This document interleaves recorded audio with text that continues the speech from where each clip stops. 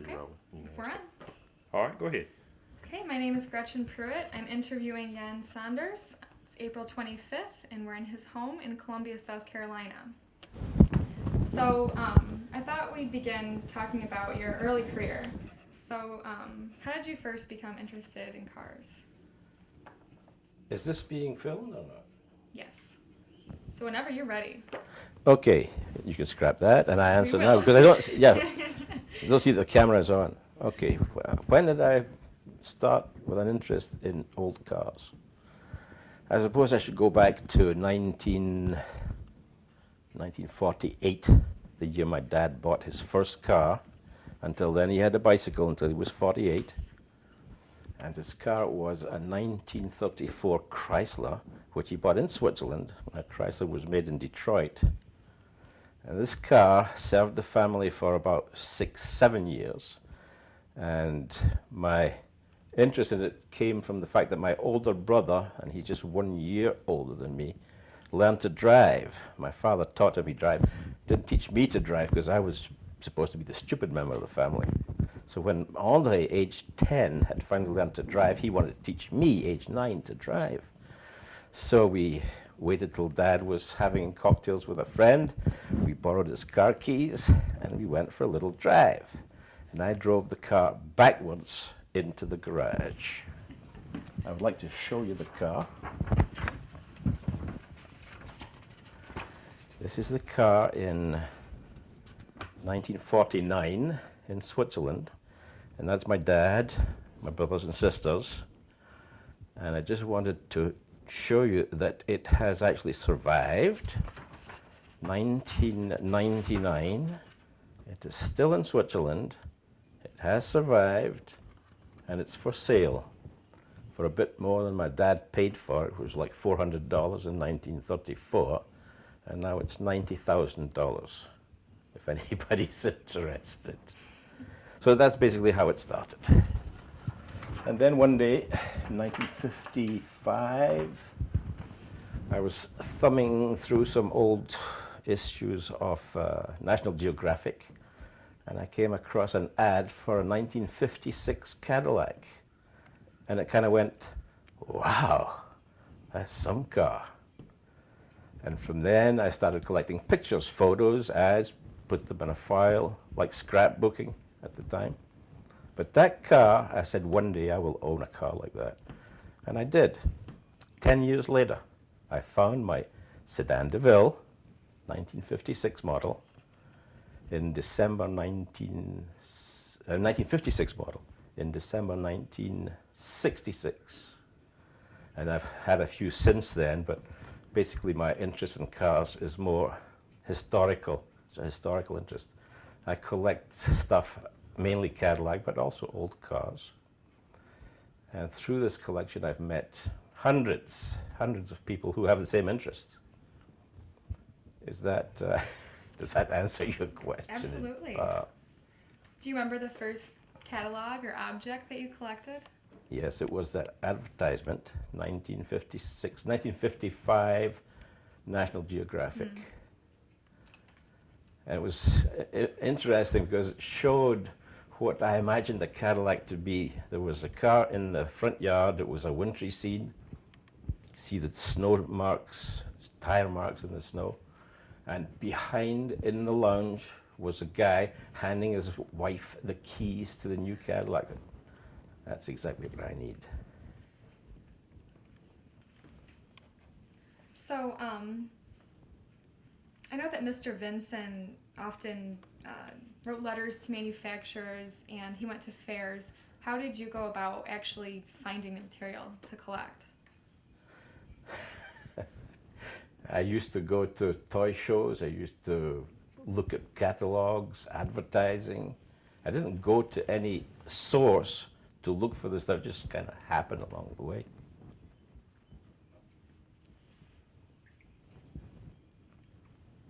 So did you have any trading partners, or did you? Yes, Yeah? among them was Mr. Taylor Vinson. I would like maybe to pause here because this is a fond memory for me.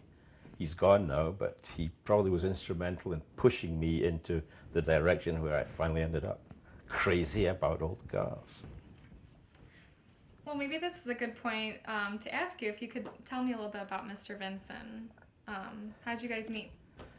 Mr. Vinson and I met through Cadillacs. I was looking at the time for a 1950 catalog, and somehow I had his address because lots of people on my list of friends, and he wrote to tell me he had a 1950 Cadillac catalog, black and white, the little one, and he offered it to me for something like $7 or $8, which I thought, that's fine. So I bought the catalog, and from then on we corresponded regularly. I sent him stuff from Switzerland, he sent me stuff from the USA, Cadillac stuff. And this developed into a long relationship, letters. We didn't have email at the time. Things took longer. And then one day, he became a much closer friend because my wife, Gita, her brother, married Taylor Vinson's sister, if you can believe it. Out of the blue, we discovered, well, Gita had a brother-in-law. Well, I had him by the fact that we were married together. So from unknown car collector, I didn't even have the guy's photo. I didn't know what he looked like. To me, he was a young kid, maybe 20, 25, whereas he was my age, plus 5 years. We went to the wedding, and I, of course, it was the first time I saw Taylor in his own surroundings. I said, well, can I look at the collection? No. We have a wedding to attend. So he had me on edge all the time, the wedding, which was in Huntington, West Virginia. All the time that lasted, then we had to get back to Washington, and then I was allowed to see Taylor's collection for the first time. And at that time, it was not like his Autotorium that you know about, which he then gifted to Hagley. It was in drawers, hundreds of drawers and piles of papers. But I found a lot of stuff in there I just mouth-watered about.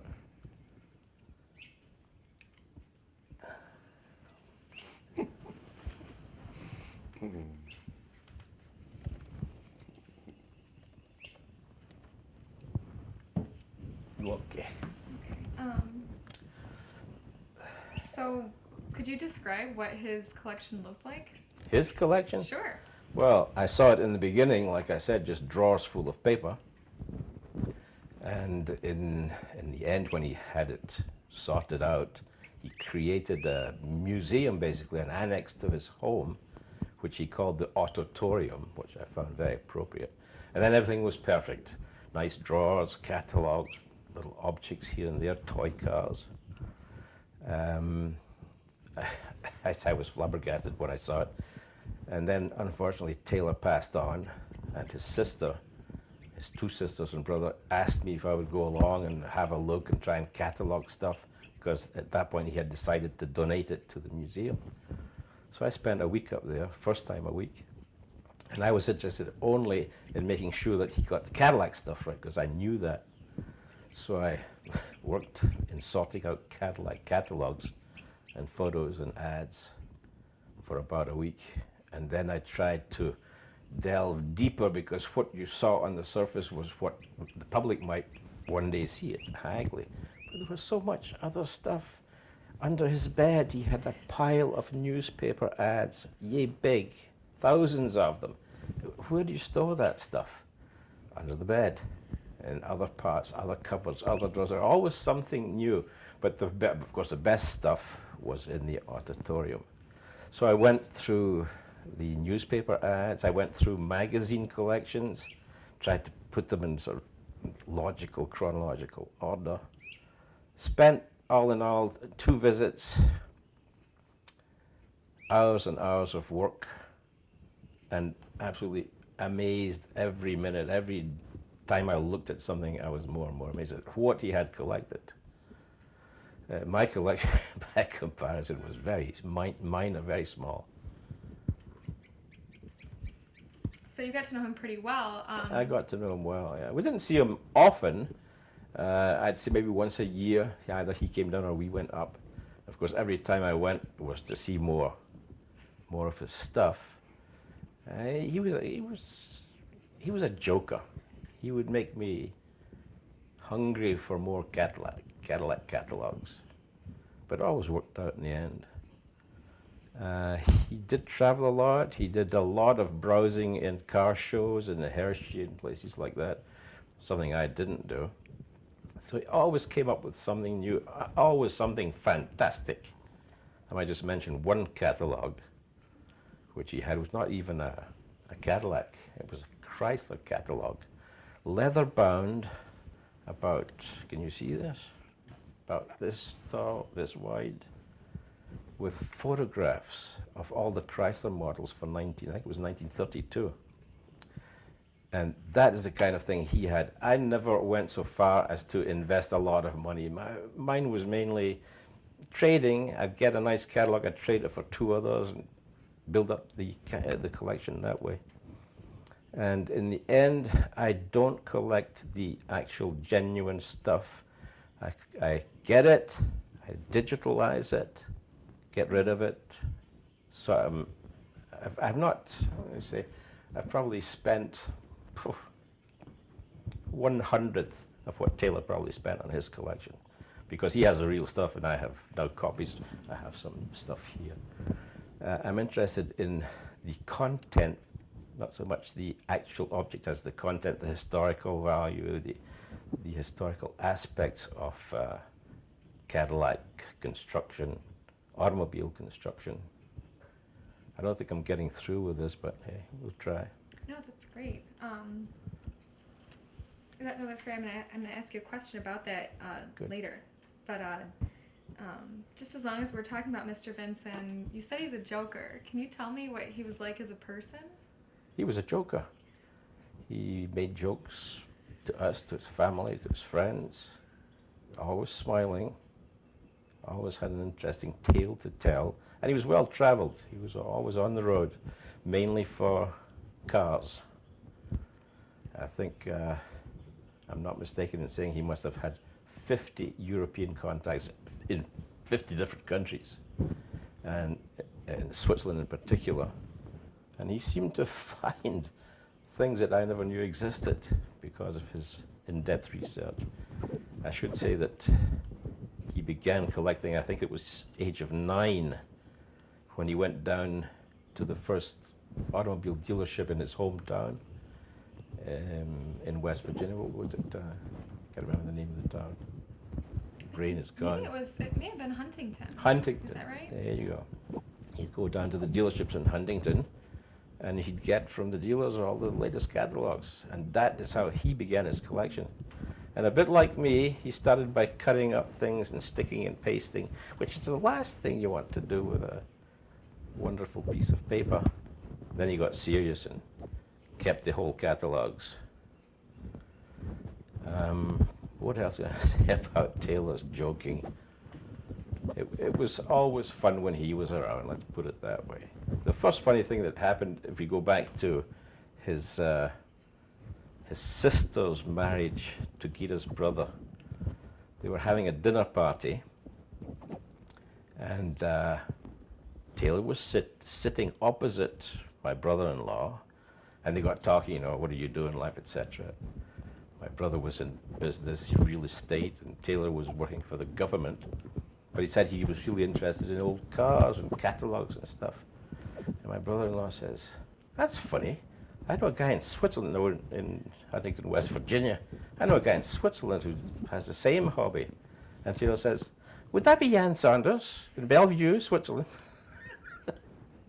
And that's how we became members of the same family. Wow. I'm gonna stop y'all right here.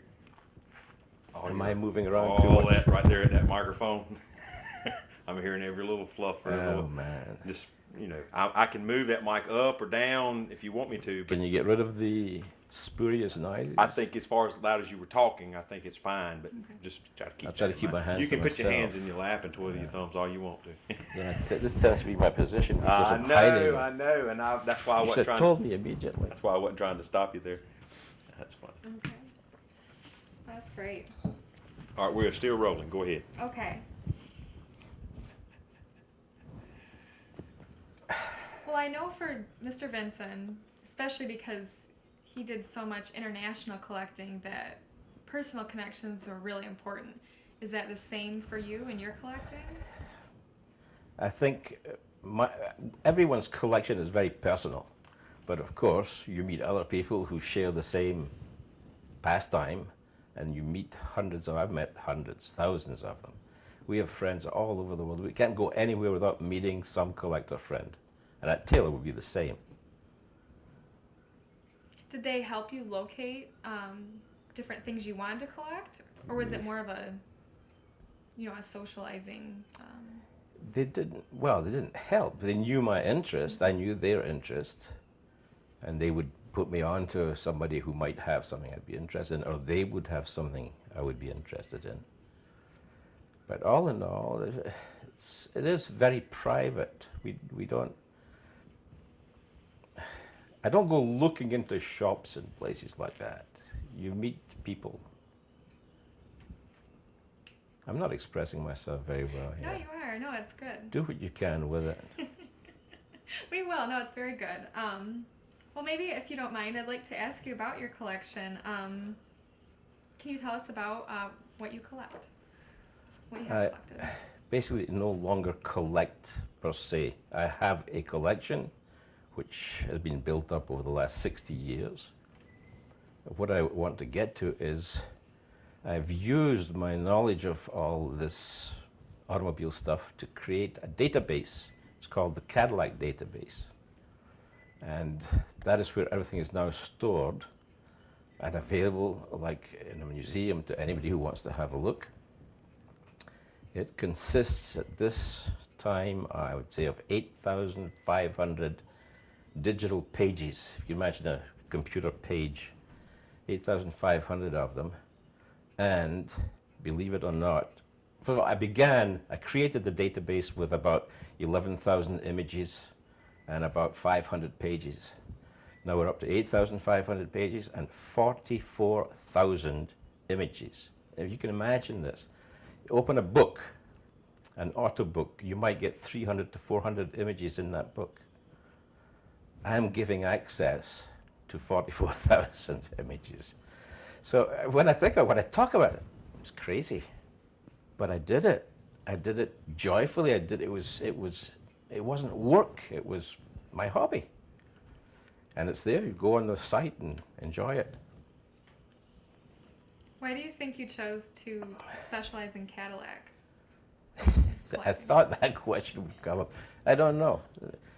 I suppose there's the aura. The Cadillac aura, which is gone now, but in the day, Cadillac was the car.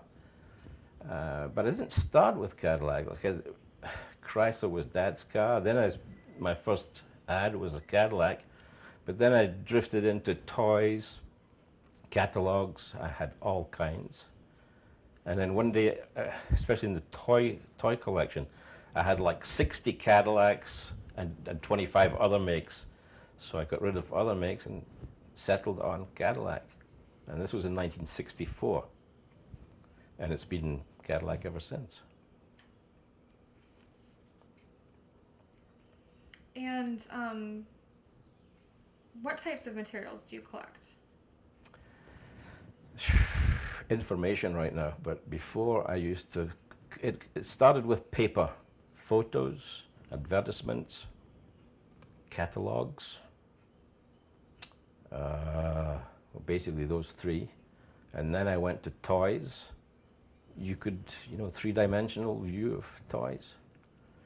And I ended up with it was a small toy collection. It was a very large Cadillac toy collection. I claim it was the biggest in the world. And then one day, professional problems, I decided to sell the collection. Now that's difficult for someone to do. Collectors don't like to give up anything.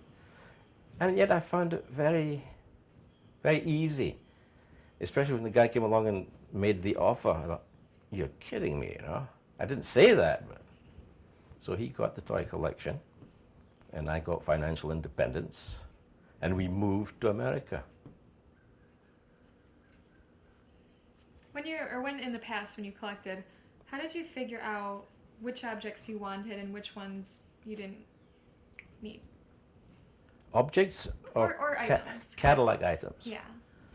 I've tried to steer clear of funny stuff like, well, the more recent, what I call the Latino Cadillac, where it's on hydraulics and it does all kind of fancy stuff, or those with the big fancy chrome wheels. I like my Cadillacs to be the way they were built at the factory, originality. Although I will accept someone who creates a car on a Cadillac chassis, but he creates his own body on the chassis. One example is sitting on the table here. I won't bring it across. This is a wooden model built in the Ivory Coast. Can you actually swing that? Or? We can also, if it would work. I'm gonna shoot it real quick here, Okay. and we'll It come was back to it. made in the Ivory Coast by local artisans who, in general, just make wooden statues and the like for tourists. And I had a friend who was a teacher down there, and he also collected toys. And he asked these artisans, would they like to, or could they make something other than statues if I gave you photos? So one guy said, I'll give it a try. So he made a few models for my friend, and I sent him some photos of this car, which is a Swiss-bodied Cadillac. And they honed it out, and there you have the result.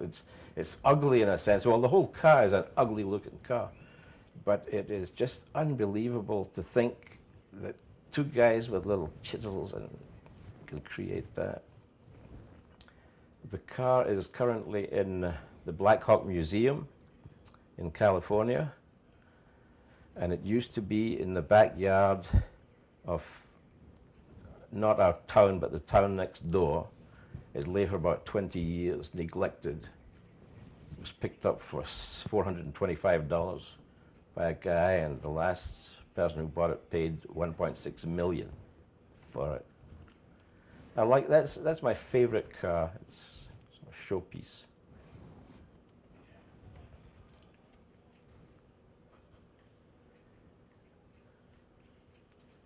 Do you have a favorite catalog or item in your collection? Or, I'm sorry, you said showpiece. I didn't know if that was the same thing. Many favorites. That one, it's been in my past since 1965, basically, when I heard about it. And I followed the progression of where it went, how it got to this stage. So I've got pictures, catalogs. I've got a whole story about this car on the database. Excuse me. Other favorites? Yes. 1960 Cadillac Eldorado Seville. That's a coupe. And this is one I found just before Geer and I got married. It was being sold by a gentleman in Switzerland who had inherited it from his father. But the gentleman in question, he was a truck driver, and he didn't think he would look good driving a pink blue Cadillac Eldorado. So he decided to sell it. And that's another story. He put an ad in the paper. I saw the ad, 1963 Cadillac for sale. Cadillac Eldorado for sale. So I thought, oh, that's a convertible. I'm interested. So I went up to see this 1963 Cadillac convertible. I was waiting in the hotel foyer, and there was a guy sitting opposite. He looked as if he was waiting for somebody too. And as I came in, I had seen on the parking lot this 1960 Cadillac coupe. Nice car, okay. So after a while, I look at my watch. He's looking at his watch. I said, I'm waiting. I'm supposed to be meeting here. Some gentleman selling his 1963. Me? I said, that's it out there. I said, that's not a 1963, it's a 1960. He said, no. And he brought out the papers, the title in Switzerland. The title is the year the car was brought into Switzerland. So it was brought in 1963. So then I did the dirty on him. As you might say, I said, well, I'm not really interested. I was here for a convertible. It's a nice car, but I'm not paying that kind of money. So then we talked for a while, and I got it for a very reasonable price. It became our wedding car, 1972. Didn't keep it very long because then we did something foolish like have children and dogs. So I had to give up the cars. I'd say that was one of my favorites. Now, the favorite all those I had, and then when we moved here, Kida took her pension out of her little place she worked in Switzerland and bought me a 1942 limousine. I have been really interested in limousines since being a kid. I always saw myself in the back, smoking a cigar with a driver up front. And this limousine we kept also for a couple of years, but you can't have everything. We moved here, we didn't have a garage anymore. So I have lots of memories, but no cars. This is going in all kinds of different directions. Is it okay with you?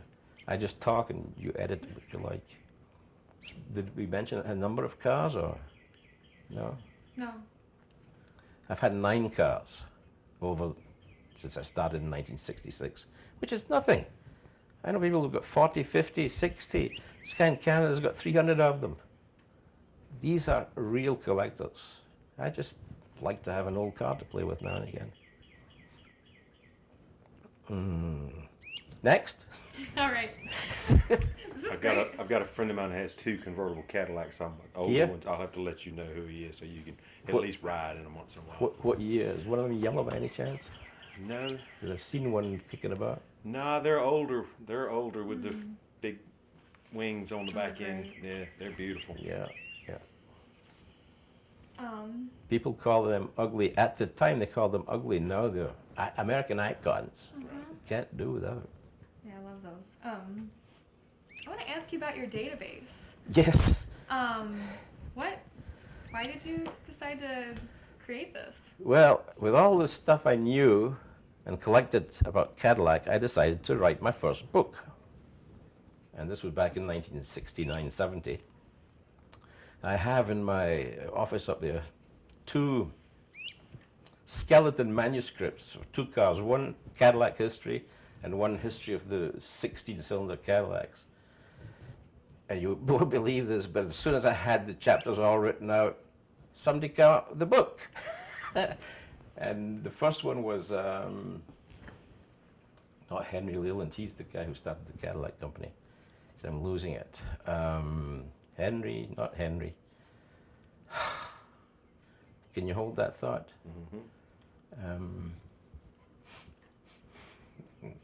Morris Henry, not Henry Leland, Morris Henry.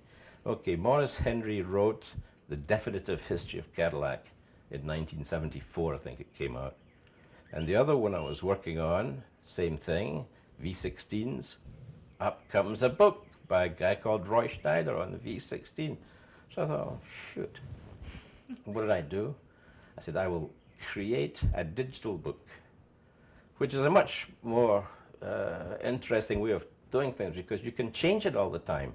You can correct it, you can make additions and deletions. So what I have is as perfect as it could be, whereas a book, once it's there, if there's some mistakes, they stay there. Mine, I find a mistake, I correct it, and it's back to being okay. So that began in I started collecting, like I said, in 1956. But the book aspect, I must have started that in 85 or 86, really collecting with a purpose to create books. And the database itself went online in May 1997. How did I get to that stage? Well, my daughter had a boyfriend who's knowledgeable about computers. And he explained to me over a couple of weekends how to create a website and add pictures and stuff. So that's how I began, with a very small database, which is now huge. And it includes everything I know about Cadillacs. It's more of an aesthetic look at the Cadillac. I'm not interested in mechanical stuff.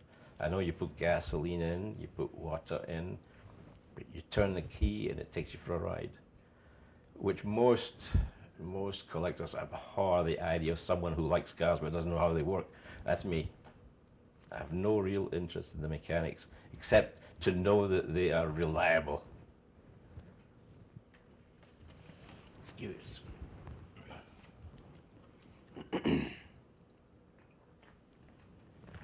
I think Taylor was much more knowledgeable about the mechanical aspects.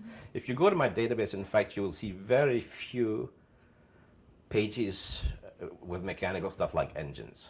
You'll see beautiful cars from all angles.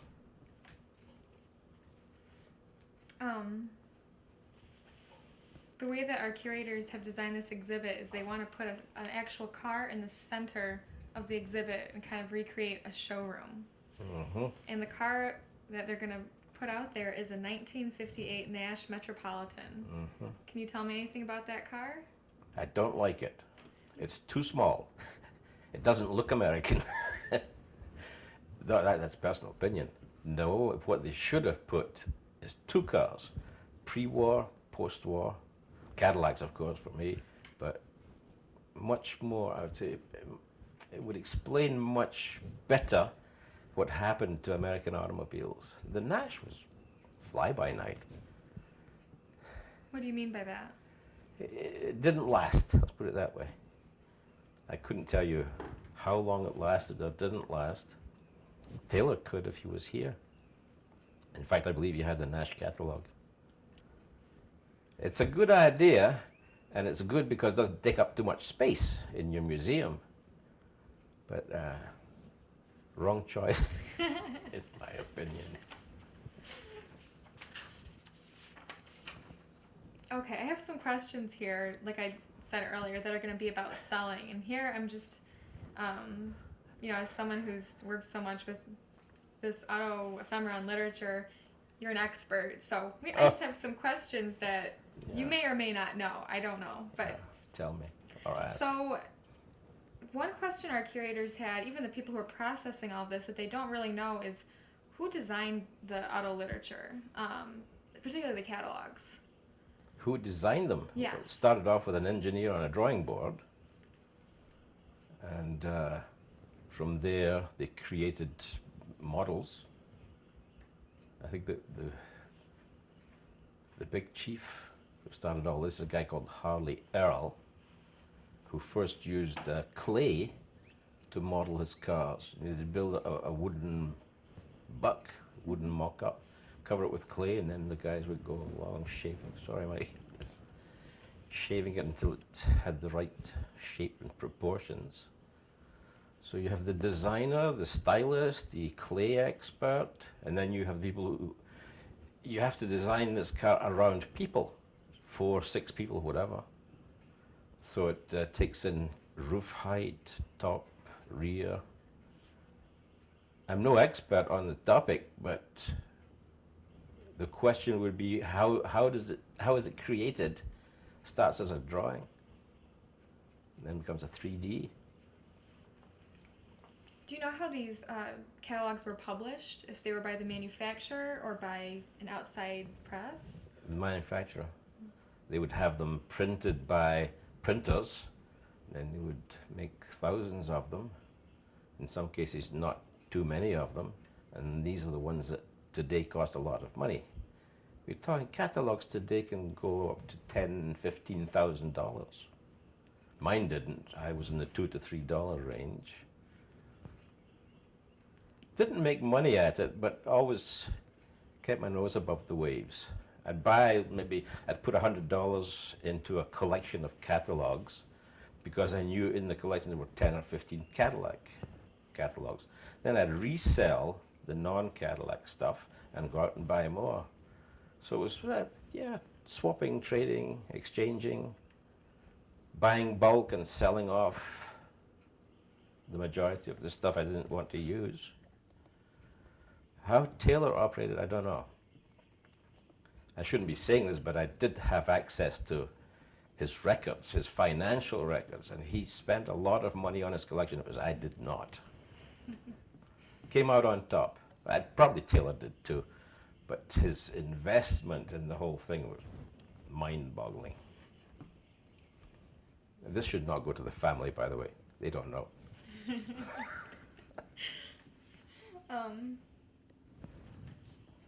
I'm slowly disappearing into my chair. Can I sit up? Well, we can take a break whenever you want if you I'm okay. want. Okay. So, how are these catalogs used to actually sell cars at the time when they were published? Is it the catalog that sells the car? First of all, as I recall, Cadillac would create the new models, they would make the catalogs, they would have the catalogs on show, on display in the showroom, but they would also send out to former or potential buyers of their models, and this would draw the buyer into the showroom, then of course up to the salesman to sell the article. I think that's, and advertising, newspaper advertising, magazine advertising, radio and TV advertising.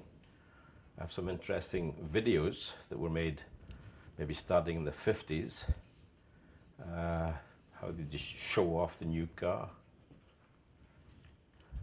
Between you and me, I never bought a new car. My cars are all at least 5 to 10 years old. The two most recent ones are 21 and 20. Well, they're good cars. So you mentioned a video just now. What are some other ways that manufacturers or advertisers use? What are some other ways that they use to sell cars, or other mediums rather? Well, today, because of internet and computers, I suppose, it's much easier to get your wares out there to the public. I'm not into that. I really couldn't tell you. Could you tell me a little bit about those, or go back to the toy cars that you mentioned and tell me where those fit into selling the car and the manufacturers? I think basically the dads wanted their kids to have smaller versions of what they drove. Toys. The toy automobile has been around since the 19th century, so it's not something new. And these today also worth a lot of money. Mine, of course, I collected all those that were available on the market, but I went so far as to have them custom built, like this car here. I met a guy in France who would hone from a piece of wood, but this size. He would hone a Cadillac just on photos. And I had about 100 of those when I sold the collection. That's how crazy we are. We say, well, that one didn't come out as a model. I want this as a toy, as a model. So you get up to all kinds of pranks to find that toy. And I had them, the smallest one was an inch, and the biggest one was 3 foot. Some people collect only one size, what they call 1/43 scale, which is about 5 inches, 5.5 inches. I collected everything, any size, any medium, paper. I had paper Cadillacs, cardboard Cadillacs, plastic, clay, wood, glass, you name it. Tin plate. Tin plate was a big thing in the 70s. They were made by the Japanese after Japan lost the war but won the economy. And those cars were selling in what you call 5 and dime stores. And I found many of them in Switzerland in the 60s for like $3.50, $5, $10. And when I sold the collection, they were going for $3,500, $4,000. People are crazy, including me. I was always held back by the purse strings because I do have a wife and 3 kids.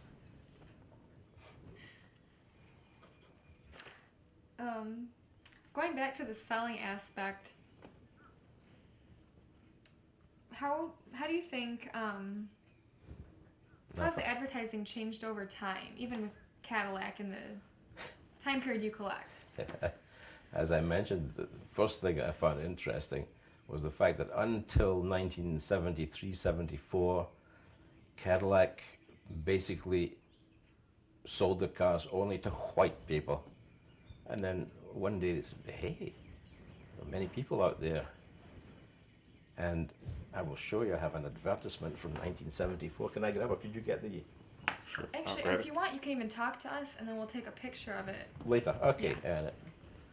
The first advertisement I have seen in which a colored person, a black man, owns a Cadillac was 1974, and that seems crazy that they were banned basically from owning the cars they would like or could afford to buy because of their color. That's another topic, of course. Do you see that same thing happening with other groups of people? Oh, tell me about it. This is America.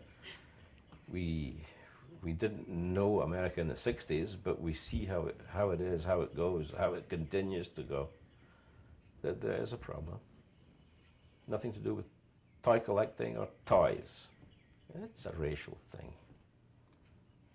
South Carolina, hey, you're from South. I will not tell the story of how we discovered the difference between Switzerland and South Carolina as explained by a local. It is too bad, it's too crude. Anyway, let's go to something else. Okay. Do you see a difference even with women too, and how they marketed to women? Yes. Women, I think Cadillac went for the woman purchaser in the 20s, 23, 24, 25. And then, of course, it was open to everybody. One thing that our curators picked up on that advertisers and manufacturers started doing is using celebrity endorsement in the ads. Yes. Are there any campaigns or catalogs that stand out to you? Probably a few. It's not something that has an effect on me. Like even the clothing I wear, I don't wear labels. If Cadillac wants to sell me a car, they'll have to pay me to advertise it. I don't pay because somebody else advertised the car. I mean, it's not cars, but just everything in general. It annoys me immensely that people believe because a popular person's face is on the item that it's going to be worth more than some other person's article. But yeah, I see it all the time. Just watch your TV.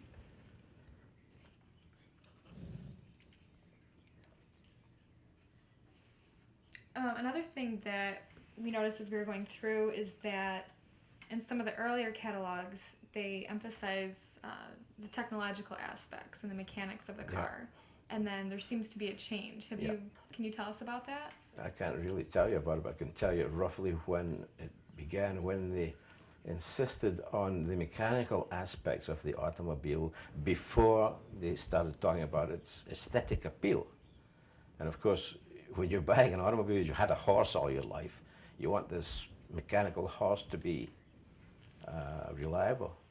I think for Cadillac, I'm thinking up to 1950, well, up to the V8, up to 1915 aspect on mechanical. Then after that, gradual drifting into more aesthetic appeal for the public. And of course now, when you think what they advertise cars, because it has a digital airbags top side, and why don't people just learn to drive, you know? How many video cassettes you can put in it? Oh. Modern cars. But of course, without the old cars, you wouldn't have the modern cars. And the modern cars, I suppose they're more reliable than the older ones, although I have my doubts because I have old ones. And my father's car, I was mentioning earlier, 1934, they only built 450 of them, by the way. I'd say there might be 3 or 4 extant today. That car's still running. So there's something to be said about the old mechanical, I don't know much about, plugs and carburetors and stuff like that. Now it's all electronic. You got a light that goes out on your dashboard. You have to change the whole dashboard. $800. Crazy.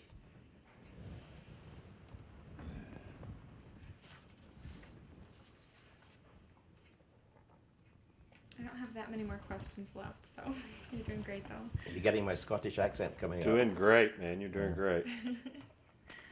I was told by a friend who talked to me yesterday. He says, you should talk like Angus. Give them a wee laugh. Because this is the way I used to talk before I came to America. It's all changed, though, hasn't it? Just a little. You didn't pick up a South Carolina accent, though. Well, he's got a little twang in there. I do try. I suppose I'm a bit of a parrot for that. I think to myself, if I speak like that, you know, from Glasgow, they're not going to understand. So I've adopted a kind of mixture of American, the South.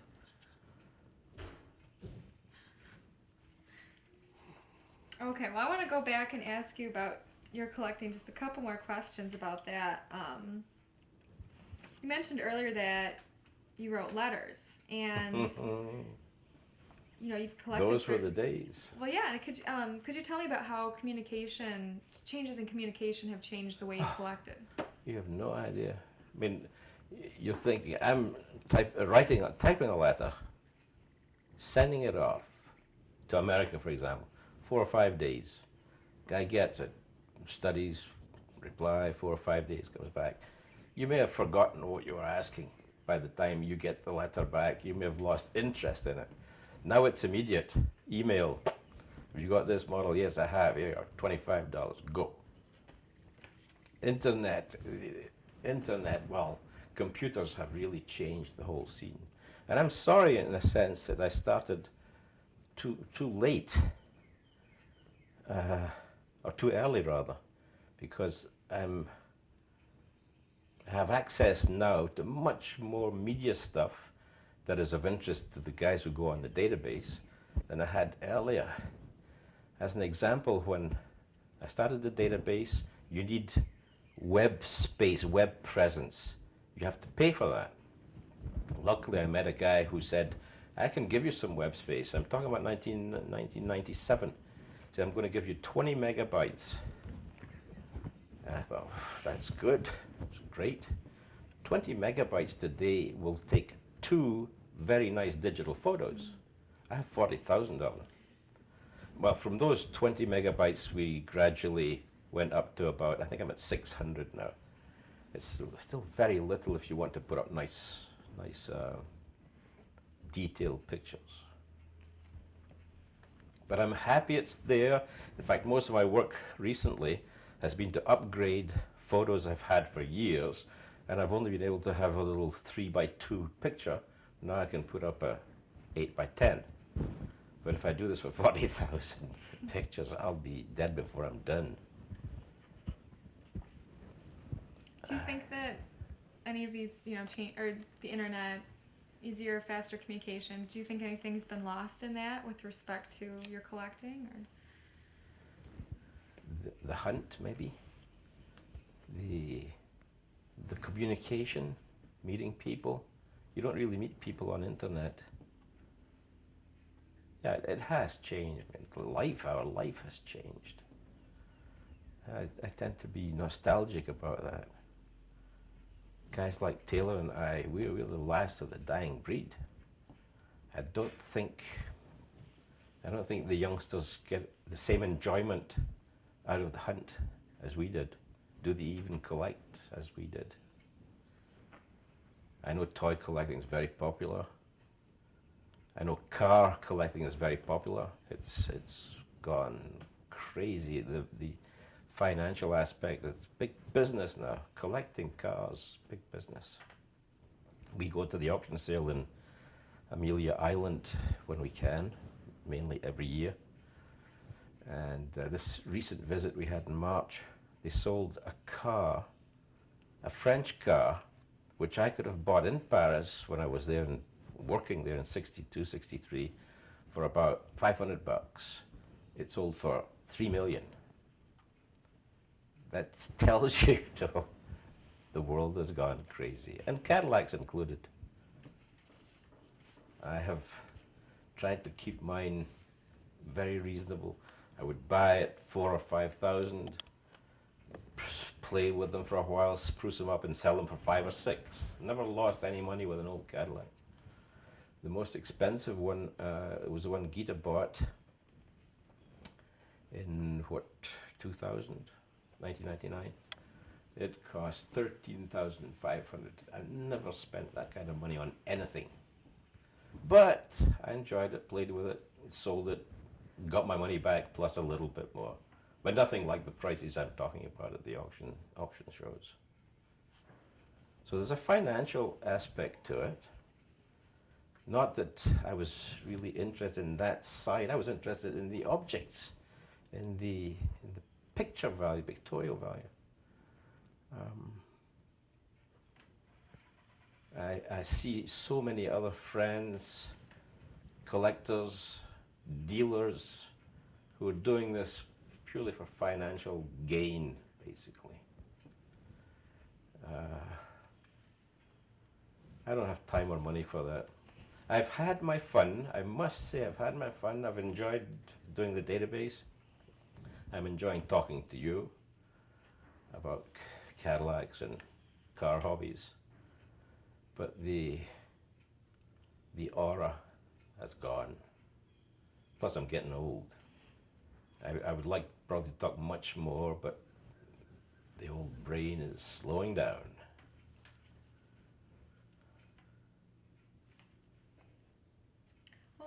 I want to get back to that, but first I'm wondering about, as you're mentioning, the way that collectors determine the value of these objects. I mean, they're really arbitrary. Exactly, yeah.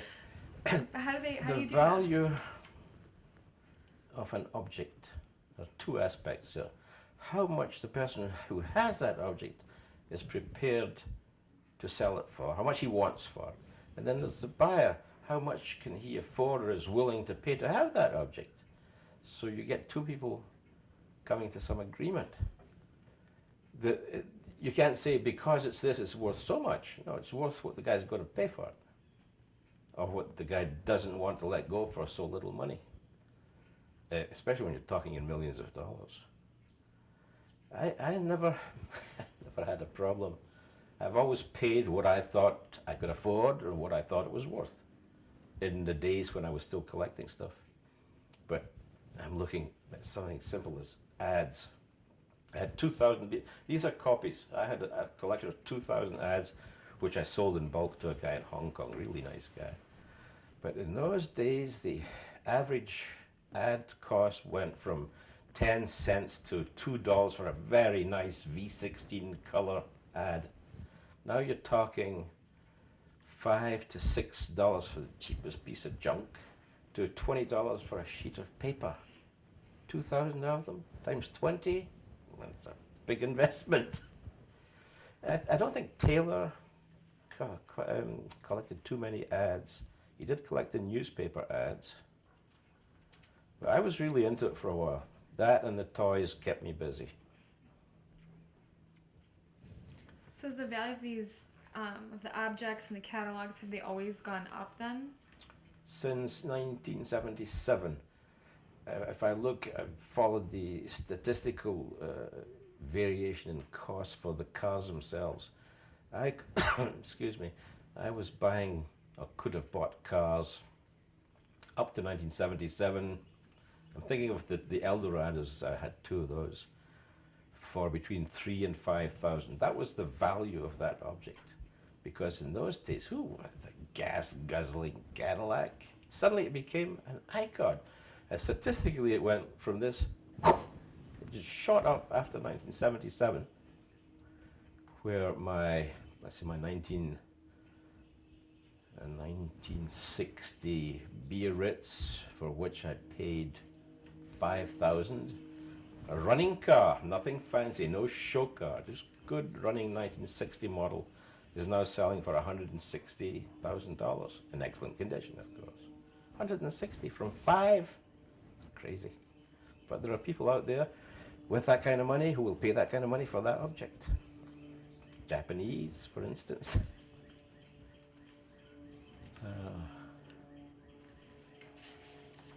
That's the value of, and it applies also to the paper, the photos, anything that has a historic appeal, I guess. Let's stop till this plane flies on by. Are we off? I'm not paused. I'm still recording, but I'll pause. Unless there's a financial reward in the end. He's thinking, Dad is going to kick the bucket and I'm going to sell all. Sorry, I've already sold it. You'll get copies of Well, now that we're back on, and I'm going to tie into that question, you mentioned earlier that some people do it, some people collect, for the financial aspect, but you don't. Can you tell me, why what motivates your collecting? Why do people collect? We kind of build a wall around ourselves with objects. It's protection. I'm no psychiatrist, but I'm sure one day a psychiatrist will explain to me why I collect it and what I collect. It's nobody's business, basically. It's me. You mentioned earlier in the beginning of our interview that your interest was in the content. I think you said historical content. Could you tell me about that? As an auto historian, what interests me is how we went from horse and cart to 16-cylinder Cadillacs and today to the big SUVs. There's been a process, it's been documented, but not everybody knows how it happened. Whereas if you go to my data, I'm pushing the database here. If you go to the database, you can follow how it progressed from the horse and buggy to the latest models. Well, no, I decided to stop in 2002, but in fact 1970. After 1970, I find that Cadillac lost its image. You could tell a difference between a 1902, a 1925, a 1930, 1970. Now, to me, they all look the same. Jelly beans on wheels. They have gained market, I suppose they've gained market share, but lost their identity. Cadillac used to be the place to be. If you had a Cadillac, you had made it. So I suppose I must have made it when I got my first Cadillac. I made it straight to my first decent job, yeah. And it just went up from there. Best things about collecting Cadillacs is the people you meet. And I've known a few of those. And everywhere we go now, first thing we do is check which of our collector friends happen to be in which area, so we can get together and have a chat. And some have become really close friends. Taylor, Vincent, E.G. Others have just been contacts, buying, exchange, selling stuff. And some of them have been in it for the money.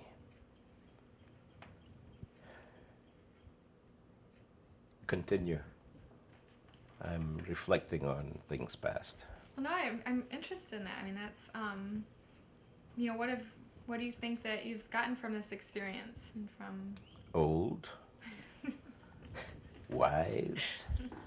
Think about this. So you're going to ask Gita. My days are taken up by this old car bug. I get up in the morning, we have breakfast, up to the computer, and I'll be there till 6 in the evening, just processing pictures or updating stuff, correcting mistakes. And I do this 10 hours a day. I've been doing it for 60 years. That's when I realize I'm crazy.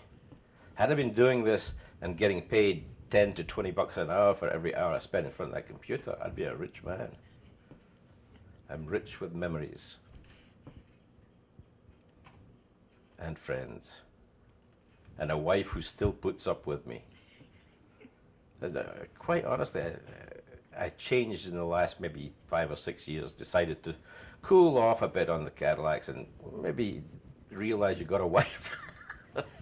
So we travel a lot. We're away for two months a year, never far from Cadillacs. but we do get away. And she knows, she plays with me in the sense that she knows not as much as I do, but she can tell this model from that model, or she'll see something, have you seen that? There's something for you. So I see we have an interest in common. She has a common interest with me. I don't go to ballet and stuff like that. I'm just talking, you know. Mm-hmm. Take whatever you want. I thought it was really interesting earlier when you mentioned that it wasn't hard for you to give up. No, that is an amazing sensation. It started off, well, basically we knew we'd have to leave Switzerland because of the cost of living and my professional problems. We knew we were going to have to leave, so I can't take everything with me. Let's see what this thing is worth, because it has to be worth something. So I went to, I think it was not Sotheby, it was the other, a British company that does auctions, described it to them, sent them pictures, and they said, well, from what we see, today's market, you're talking about £4,000, which was more than I had in it. So then I started putting some ads out, some feelers out. No reaction. A couple of questions from the States. No takers. And then I'm at the auction national car meet in Geneva, and I meet up with a friend who collects toys, and I mention it to him. He says, "Oh, I'm interested," but he was interested only in about 1/3 of the collection, which consists of these little 5 to 6 inch models. I said, yeah, good, but I want to sell the whole collection. He said, well, that'd be a lot of money. So he makes me an offer on this 1/3 collection, and I'm flabbergasted because of the offer, or because of the valuation by the auction house. I said, okay, sounds good. And he's coming down with his wife 2 or 3 weeks later to pick up this collection. And when he's there, I'm sort of bemoaning the fact it's a bit sad, breaking up this incredible, unique collection. So he says, well, if I were to buy the whole thing, it would be more expensive. I said, yeah, but you made me a nice offer for this part. Just make me an offer. So he says, can I talk with my wife? Sure. So Guy and I go out in the yard. He's chatting with his wife. We come back in, and he says something like, well, how about 3 times what I paid you? I said, oh, it's still a bit low. I'm joking. And he bought the whole thing. So what is wonderful is my collection is now in Zurich, in Switzerland, and I can go and see it anytime I like, and he's looking after it, he's adding to it, he's improving it. It's having a collection doesn't cost anything except the trip to go there. And he's overjoyed, and his wife is just as happy. And I'm happy because it's gone and it didn't hurt at all. I'm trying to think of one that could have hurt. Yeah, I suppose my 60 Seville, my favorite 50s and 60s car, that hurt because it was at a time when we needed the money because we were having children. But I could have kept that car. I could have sort of set it aside and maybe restored it later. But you can't have everything you want. I will give you some interesting information that this started off as me looking at pictures of cars, tearing out pictures of cars, ads, pictures, photographs, toys. Ended up as a big collection of ads, big collection of toys, a few cars. And suddenly we decided, we didn't suddenly decide, we had to gradually decide to get out of Switzerland, move to the States. What do we do with all this stuff? Well, what started off as, let's call it the toy collection, 1 car, the ad collection, bought us a very large boat. We were going to live on a boat on Lake Geneva, because no rental costs, only heat and air. So we did that. We moved to the boat, basically spending lots of weekends, enjoying it immensely, and then getting arthritis, crippling arthritis, backache, getting old basically. I said, I can't do this. I can't do this anymore. So we had a fellow who lived like us on the boat, and he came over and he says, I want to buy your boat. I said, the boat's not for sale. This went on for about 3 or 4 years. Boat's not for sale. And finally he came back again the 5th or 6th time. He said, I want to buy your boat. I said, it is not for sale. And stopped talking about it, unless you want to make me an offer. Here. He says, how about, or whatever. I said, that's fine. I can buy a house for that amount, not in Switzerland. So we sold the boat. We bought a house in South Carolina, in Chapin, basically for the price of the toy collections and the ads and the other paper stuff. So it was an investment. It was an unforeseen investment, but it worked out in the end. Here we are in our own home, bought basically because I enjoy old cars. That was not the intention, but that's how it worked out. And I wish it would work out like for other people, but the market has changed. It doesn't happen anymore. You don't get people paying $50,000, $60,000 for a toy collection. No way. Well, I just have one question left for you. Okay. When will your work with the database or with your Never. Cadillac be over? I'm going to tip over on my computer one morning, and Gita's going to say, oh, you hadn't finished that email? No, it's an ongoing thing. I've actually given up the database. It's being monitored by a French guy who lives in New York. And he took over in 2011. But I find he's working on a long-term project. He wants to improve the whole thing, but he's preparing it slowly, and then he'll, the turnkey project.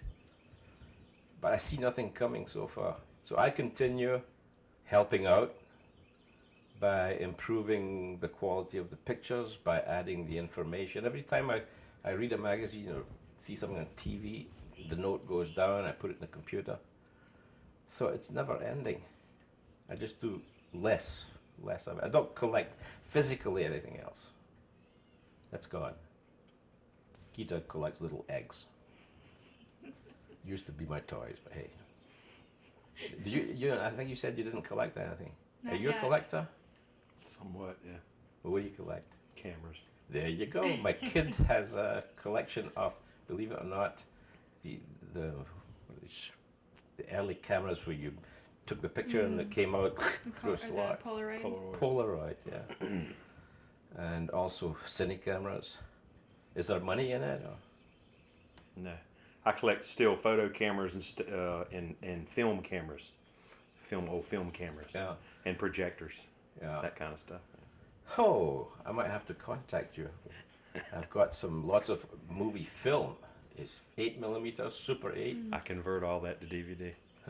In-house. Keep Are my card. Okay, I'll keep your card. Been doing it 'Cause I've got lots 29 of years. stuff. Yeah. Now, do you repair? Because I can do some I've repairs. had these. I've got a projector. I can show them, Right. but most of the time it breaks, and then I have to get out the equipment. We do all glue splices. We do everything. Oh, great! I'll have to remember that. Mine was you probably know this make. It's a Swiss make, Bayard Bolex. I had one of those, the 8mm. They also made, and this was a brilliant piece of equipment in the day. It had a wind-up mechanism, and you could do the fast forward, replay, fast forward, whatever. Well, But that's another topic. is there anything else you want to say before we shut the camera off? I would like to thank you for allowing me to express myself badly with my Scottish accent. And I hope that the purpose for you has been to basically advertise Hagley. Let's get back also to Taylor, who somewhere along the line, he was my mentor. And thanks to him, you are now in charge of doing something for Hagley. And I'm getting something off my chest somewhere along the line. I've enjoyed this conversation. And do come back, maybe not to talk about Cadillacs, Yeah. but if you're passing through, as we always say, this is a good stopping point for anybody coming from the north or going to Florida. That's true. Our About hotel halfway. is open 7 days a week. Right. Okay. And thank you. Oh, this has been great. Thanks so much. I'm gonna fade it out. Well, I hope you get out of this what you were hoping for. No, absolutely. Like I said, initially I was very pent up. I loosened up at the end, but